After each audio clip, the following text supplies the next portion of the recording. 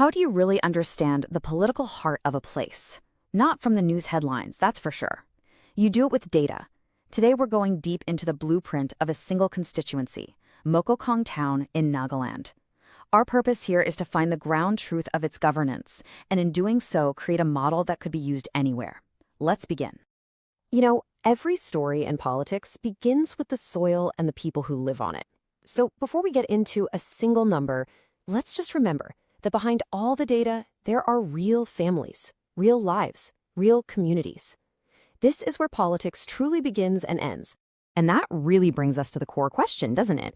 What happens when you strip away all the noise, the rhetoric, the drama? What are the actual feelings, the historical currents, the day-to-day pressures that decide how a person votes? That's what we're here to uncover. First things first, you have to understand the environment.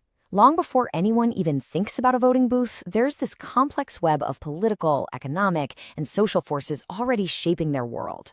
So let's take a closer look at that ecosystem. Here's how all the big pieces fit together.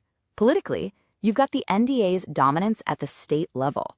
Socially, the AO tribal identity, which is deeply connected to the church, is a huge force.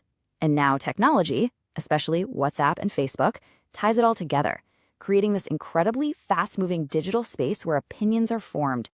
And this is where those big picture forces hit the street, where they become real for people. Look at the intensity here. It's high. We're not talking about abstract policy debates. When we say infrastructure, we mean the daily anger of driving over a pothole-ridden road or turning on a tap and getting no water. When we say economy, we mean a young person with a degree who has no job to go to. These grievances, this is the real fuel of politics. Okay, so we've listened to the ground. Now, let's look at the numbers, because the 2023 election results tell a very, very clear story of a major political change. The data doesn't lie. Nearly 58%. Just let that number sink in for a moment. This wasn't just a win. This was a political earthquake. A result this decisive doesn't just happen. It means something fundamental has shifted in the minds of the voters, and it demands an explanation. And this chart shows you exactly how that earthquake happened. Look at the NDPP's vote share. It just explodes upwards. At the same time, the NPF, who were a major player in 2018, completely vanished from the ballot. This is a textbook example of vote consolidation, leading to almost total dominance by one party. But if you put this in a historical context, you see a fascinating pattern.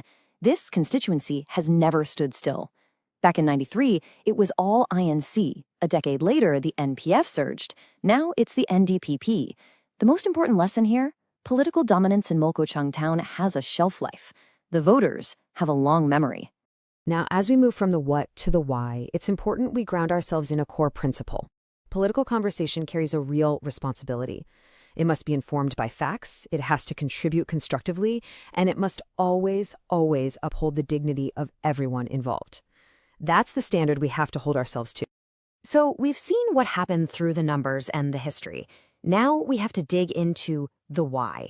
What were the underlying reasons, the conditions on the ground that produced this result? We're moving from symptoms to the actual anatomy of the mandate. To understand why one side won so decisively, you have to look at the alternative. The MPF has these undeniable strengths, right? A powerful legacy brand, deep roots in the tribe and the church.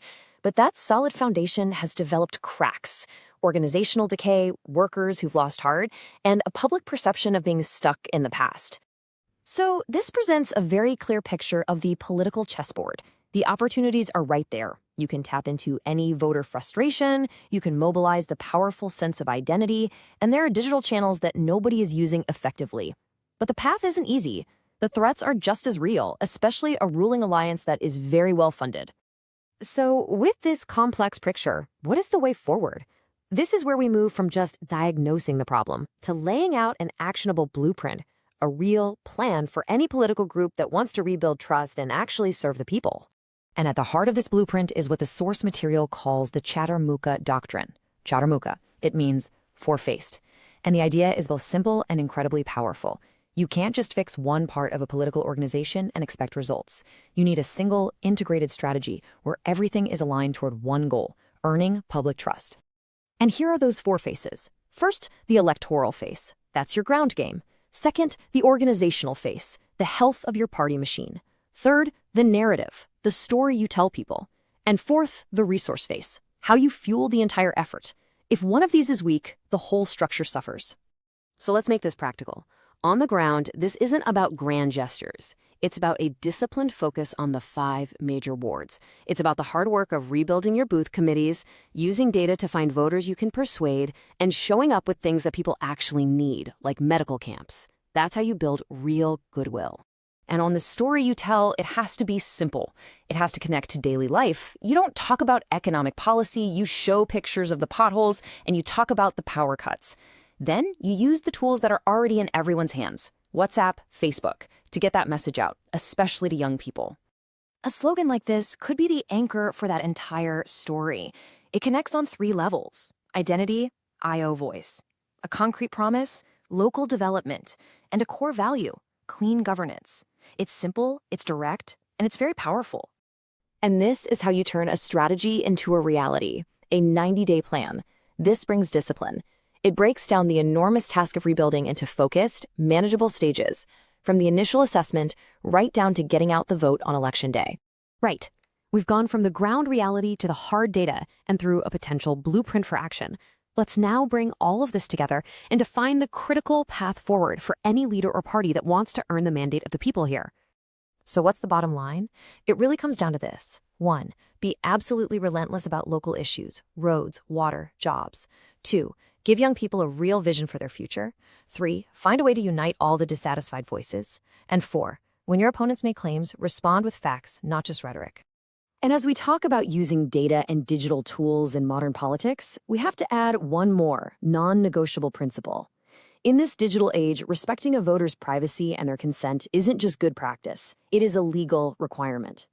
But it's more than that. It is the absolute foundation on which you build trust with the very people you want to serve. And this brings us to our final thought. This whole analysis of one town, it's really about a much bigger question. If a political system at any level is redesigned to truly listen to the data, to the grievances, to the hopes of its people, can politics once again become what it's supposed to be, the highest form of public service? That is the question we leave you with. If you want to become a people-centric leader and uplift your constituency, get in touch with blueprintstrategies.ai at mgr@blueprintstrategies.ai or call 080-420-41602. Purpose Beyond Politics.